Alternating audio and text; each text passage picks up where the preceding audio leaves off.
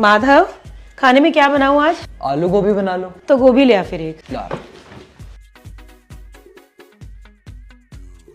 लो mummy. बेटा नमक भी खत्म हो रहा है, एक पैकेट वो भी ला दे। एक साथ ही बोल देते। माधव जरा मेरा फोन लाई उधर से। लो मम्मी। चश्मा भी ला दे मेरा। कहाँ रखा है मम्मी? बेटा जहाँ से फोन लाया था वहीं रखा है।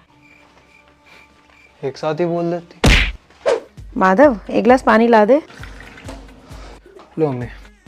थोड़ा गरम सा करके ला दे, गला चोक हो रहा है मेरा।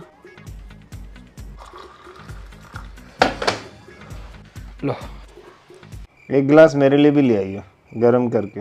यार पापा एक साथ ही बोल दिया करो ना। क्यों, तू थक गया? नहीं वो क्या हो गया जो तेरे को 2 बार पानी लाने के लिए कह दिया? थक गया तू? पैर घिस गए तेरे? आलसी कहीं का। 2 मैसेज कम ना टाइप होने का टाइम रह गया हो तेरे पास?